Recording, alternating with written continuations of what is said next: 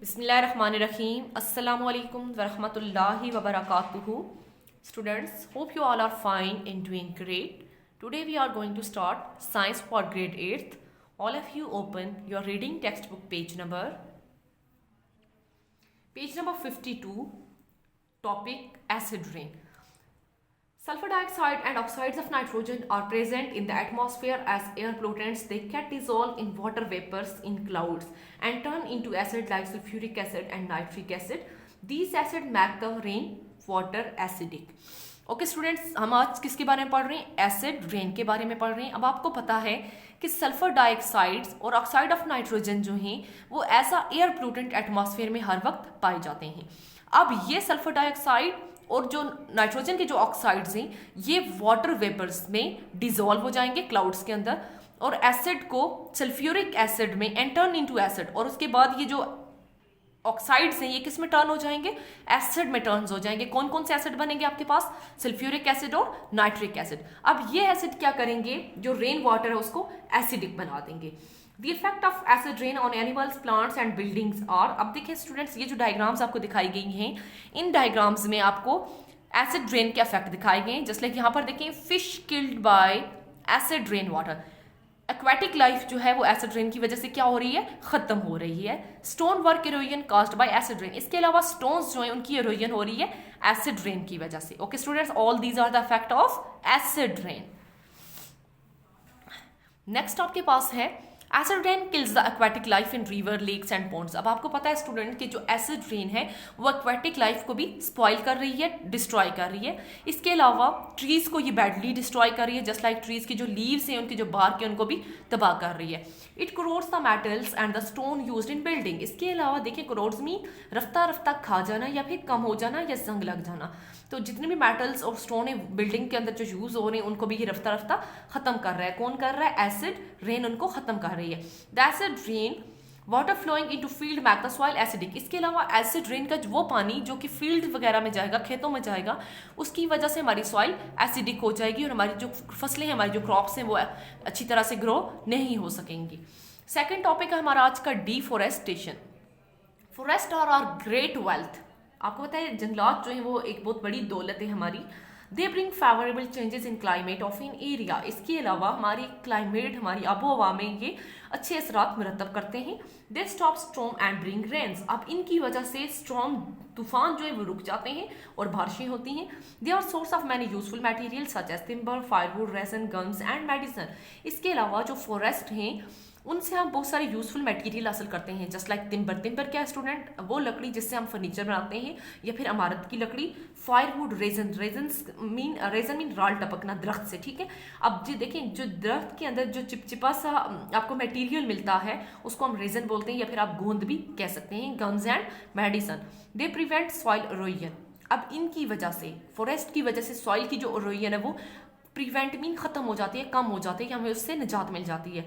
Erosion mean जमीन की कटाई या फिर कट जाना, खात्मा हो जाना। They provide habitat to a wide variety of wild life. Wild life mean जंगलात की लाइफ, जितने भी एनिमल्स हैं, प्लांट्स हैं जो कि जंगल में हैं, उनकी जो लाइफ है उनके लिए ये एज अ हैबिटेट वर्क करती है।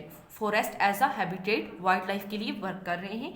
Unfortunately forest are cut to meet the demand for timber and to obtain land for housing and agriculture. As a result, the ecosystem is destroyed. Destruction of forest as a result of human activities is called deforestation. Students देखें, चूँकि population हमारी बढ़ रही है तो हमारी needs भी बढ़ रही हैं। अब अपनी नीड्स को पूरा करने के लिए, जस्ट लाइक अगर हमें फर्नीचर की नीड है, हमें टिम्बर की नीड है, तो भी हम ट्रीज़ को कट डाउन कर रहे हैं। अगर हमने घर बनाने हैं तो भी हम ट्रीज़ को कट डाउन कर रहे हैं। इसके अलावा एग्रीकल्चर पर्पज़ के लिए भी हम ट्रीज़ को कट डाउन कर रहे हैं। तो हमारी बदकिस्मती है कि हम ये तमाम मतलब ट्रीज़ को, इन तमाम अपनी नीड्स को ओवरकम करने के लिए कर रहे हैं। तो उसकी वजह से जो हमारा एनवायरनमेंट है, जो हमारा इकोसिस्टम है, वो क्या हो रहा है? डिस्ट्रॉय हो रहा है। इसके अलावा जो फॉरेस्ट की डिस्ट्रक्शन के सबसे ज़्यादा रिस्पॉन्सिबल हैं वो क्या है? ह्यूमन एक्टिविटीज़, मीन हमारी जो अपनी सरगर्मियाँ हैं उन्हीं की वजह से डिफॉरेस्टेशन हो रही है। Deforestation has many adverse effect on the environment, it changes weather and climate. अब देखें स्टूडेंट्स, डिफॉरेस्टेशन के हमारे एनवायरनमेंट के ऊपर क्या क्या इफेक्ट हैं। डिफॉरेस्टेशन के स्टूडेंट्स एनवायरनमेंट के ऊपर अगर देखा जाए तो काफ़ी एडवर्स इफेक्ट हैं। ये हमारे इन्वायरमेंट को चेंज करता है, हमारे वेदर को, हमारी क्लाइमेट को मुकम्मल तौर पर चेंज करेगा। Roots of trees hold the soil. Cutting of trees lead to soil erosion and fertile part of the soil is lost through this process. When forests are cut, rate of evaporation is reduced, which result in less rain. Deforestation decreases the carbon dioxide consumption by plants, increasing its amount in the environment. This lead to the increased greenhouse. Student देखें कि क्या क्या adverse affect हैं deforestation के। Deforestation की वजह से हमारा एनवायरनमेंट, हमारा मौसम, हमारी जो क्लाइमेट है वो चेंज हो जाएगी। ट्रीज आपको पता है क्या करते हैं, सॉइल को होल्ड करके रखते हैं। अब जब डिफोरेस्टेशन होगी, जब जंगलात नहीं होंगे, तो जो सॉइल है वो भी मूव हो जाएगी। अब इसकी वजह से क्या होगा कि सॉइल इरोजन होगी और जो सॉइल का फर्टाइल पार्ट है, ठीक है, जो अपर लेयर उसकी होगी वो भी रिमूव हो जाएगी। जब हम फॉरेस्ट को कट करेंगे तो एवापोरेशन की जो रेट है वो ऑटोमेटिकली कम हो जाएगी, जिसकी वजह से बारिशें न होने के बराबर होंगी या बारिशें कम हो जाएंगी। डिफोरेस्टेशन की वजह से स्टूडेंट्स कार्बन डाइऑक्साइड की जो कंजम्पशन है वो क्या हो जाएगी, प्लांट्स के अंदर डिक्रीज हो जाएगी और इसकी जो इंक्रीज अमाउंट है वो एनवायरनमेंट के अंदर इंक्रीज हो जाएगी। अब आपको पता है कार्बन डाइऑक्साइड हमारे लिए क्या है, हार्मफुल है, क्योंकि हम ऑक्सीजन को इनहेल करते हैं। जब एनवायरनमेंट के अंदर कार्बन डाइऑक्साइड की मिकदार ज़्यादा हो जाएगी तो ये हमारे लिए क्या है, डेंजरस है। This lead to the increased greenhouse, और इसकी वजह से क्या होगा, मतलब कार्बन डाइऑक्साइड की मिकदार अगर एनवायरनमेंट के अंदर इंक्रीज हो जाएगी तो इसकी वजह से क्या होगा, ग्रीन हाउस इफेक्ट इंक्रीज हो जाएगा एंड ग्लोबल वार्मिंग। ठीक है, कार्बन डाइऑक्साइड की मिकदार अगर इन्वायरमेंट में इंक्रीज होती है तो ग्रीन हाउस इफेक्ट और ग्लोबल वार्मिंग भी इंक्रीज हो जाएंगी। ओके, नेक्स्ट आपके पास टॉपिक है effect of deforestation on wild life. Okay students, ये देखें, all non-cultivated plants and non-domesticated animals of an area are collectively called wildlife. Non-cultivated plants mean ऐसे plants जिन्हें हम घरों में ग्रो नहीं कर सकते, and non-domesticated mean animals ऐसे जानवर जिन्हें हम पालतू नहीं रख सकते, और इनको collectively हम क्या कहेंगे, वाइल्ड लाइफ कहेंगे। Deforestation destroy the habitat of wild life. अब डिफोरेस्टेशन, जंगलात की जो कटाव है वो क्या करेगा, वाइल्ड लाइफ की जो हैबिटेट है, रहने का जो मस्कन है, उसको तबाह कर देगी। The extinction risk of wild life is increased while the natural balance maintain while the wild life is disturb. जो रेट होगा वाइल्ड लाइफ के खात्मे का वो बढ़ जाएगा, जबकि जो नेचुरल बैलेंस होगा, जो वाइल्ड लाइफ मेंटेन करती है, वो क्या हो जाएगा, डिस्टर्ब हो जाएगा। इंटरेस्टिंग इन्फॉर्मेशन है student, according to the expert the at least 25% of total area of a country must be covered by forest. Expert के अकॉर्डिंग हमारी कंट्री में तकरीबन 25% एरिया ऐसा होना चाहिए जिसमें मुकम्मल जंगलात हों, but in Pakistan only 5% of its total area is covered by the forest. But Pakistan के अंदर तकरीबन 5% एरिया जो है वो फॉरेस्ट से कवर है। इट्स मीन कि हम 20% जो हमारा है वो हमें क्या है, नुकसान है इसका। ठीक है, 25% होना चाहिए, जबकि हमारे पास टोटल कितना है, 5% है। तो फॉरेस्ट हमारी कंट्रीज में ना होने के बराबर रह गए हैं। Do you know human activities have increase the proportion of carbon dioxide in the air.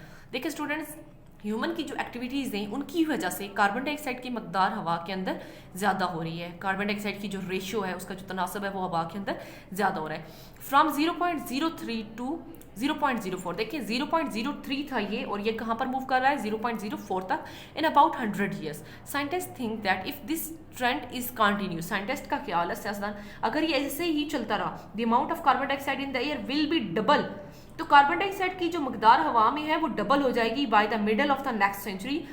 Next जो सदी है उसके मिड में पहुंचते पहुंचते कार्बन डाइऑक्साइड की जो मकदार है वो हवा में डबल होगी, अगर हमारी एक्टिविटीज एज इट इज रही तो।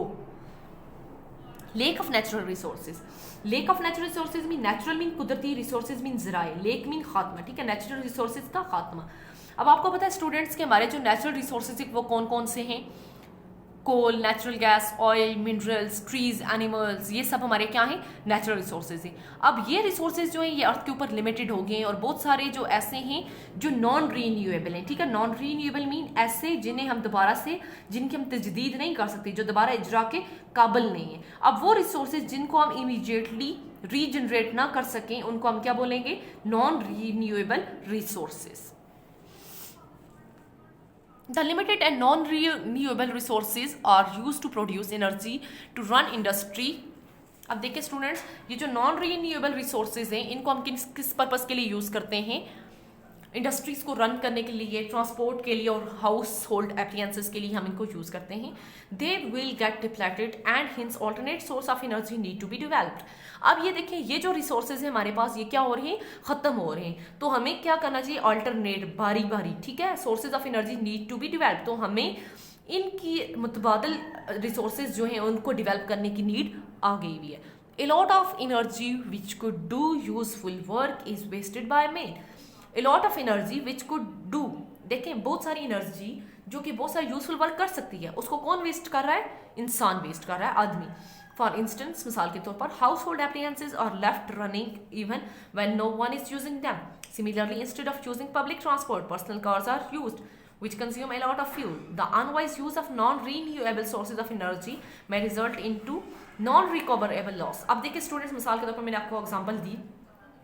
लेट्स सपोज कोई भी एप्लीकेंसेस जस्ट लाइक इलेक्ट्रिसिटी की मैं आपके आगे एग्जांपल रखती हूँ। अब हम घर के अंदर नहीं है, अपने रूम के अंदर नहीं है, लेकिन उसके बावजूद हमारा टीवी चल रहा होगा, हमारा फैन चल रहा होगा, हमारी तमाम बल्ब ऑन होंगी, और ये क्या है, उसका गलत इस्तेमाल है। इसी तरह पब्लिक ट्रांसपोर्ट के बजाय लोगों ने क्या किया है, अपनी जो गाड़ियां हैं उनका इस्तेमाल कर लिया है, ठीक है, उनकी अपनी गाड़ियां, हर बंदे के पास अपनी गाड़ी है, और उसकी वजह से क्या हो रहा है, फ्यूल का ज़्यादा इस्तेमाल हो रहा है।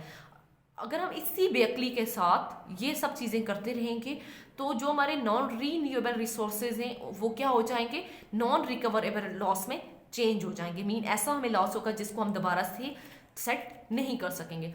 इन सब खतरात से बचने के लिए, इनके बचाव के लिए, the resources must be conserve for future use. तो जो हमारे रिसोर्सेज हैं हमें उनको हर हाल में उनकी हिफाजत करनी चाहिए अपने मुस्तकबिल के लिए, ताकि मुस्तकबिल में हम उनको अच्छे से यूज कर सकें। We must also search for alternate source of energy. हमें क्या करनी चाहिए, अल्टरनेट सोर्स ऑफ एनर्जी को ढूंढना चाहिए, लाइक सोलर एनर्जी। जैसे हमें देखिए अल्टरनेट सोर्स क्या है, जस्ट लाइक हमारे घर में इलेक्ट्रिसिटी नहीं है, बट सोलर एनर्जी क्या है, अल्टरनेट सोर्स है, wind energy, hydro power and atomic energy, ठीक है। हमें हमेशा जितने भी हम लोग रिसोर्सेज यूज कर रहे हैं, हर रिसोर्सेज का अल्टरनेट हमारे जहन में मस्ट होना चाहिए। Do you know formation of fossil fuels is very slow process? It takes millions of years. Student, fossil fuels mean dead parts of plants and animals. अब देखें ये एकदम से नहीं होगा, मीन आज एक एनिमल बना है तो हम कहेंगे, मर गया तो हम कहेंगे ये फॉसल फ्यूल्स हैं, नो, बल्कि मिलियंस ऑफ ईयर्स के बाद जाकर वो फॉसल फ्यूल्स बनते हैं। Conservation of resources, fossil fuels are present on the earth in limited quantities, they are unwise use must be stopped and they need to be conserved. Student, fossil fuels जो हैं अर्थ के ऊपर वो limited quantity में, मतलब कम मकदार में मौजूद हैं। अब अगर हम उनका अच्छे से इस्तेमाल नहीं करेंगे तो वो क्या हो जाएंगे, ख़त्म हो जाएंगे। बट हमें उनका अक्लमंदी से इस्तेमाल करते हुए उनको कंजर्व करना चाहिए। 3 स्ट्रैटेजी हैं, रेड्यूस, रीयूज, रिसाइकल। रेड्यूस कम करना, रीयूज इस्तेमाल करना, रिसाइकल दोबारा इस्तेमाल के काबिल बनाना।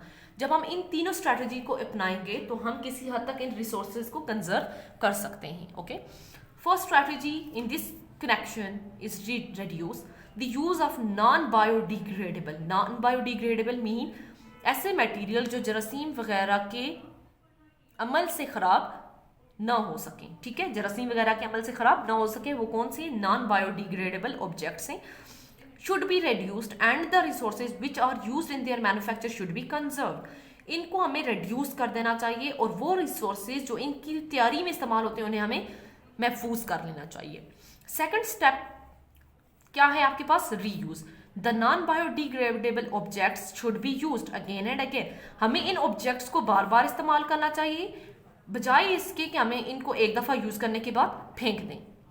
थर्ड स्ट्रैटेजी क्या है, रिसाइकलिंग, इनको दोबारा इस्तेमाल करना। The waste object made of non biodegradable material should be collected. ऐसे मटेरियल, ऐसे ऑब्जेक्ट जो कि नॉन बायोडिग्रेडेबल मटेरियल से बने हैं उन्हें हमें जमा करना चाहिए, उन्हें साफ करना चाहिए, उसके बाद मेल्ट मीन पिघलाना, ठीक है, and remould into new objects. फिर उनको नए ऑब्जेक्ट्स में हमें क्या करना चाहिए, मोल्ड लेना चाहिए। रीमोल्ड मीन मोल्ड लेना।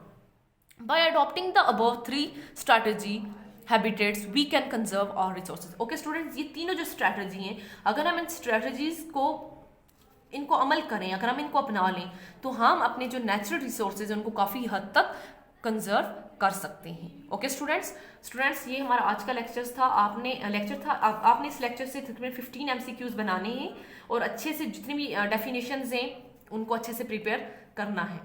ये आपका होम टास्क है। ओके, जज़ाकिल्लाह, फ़ी अमानिल्लाह।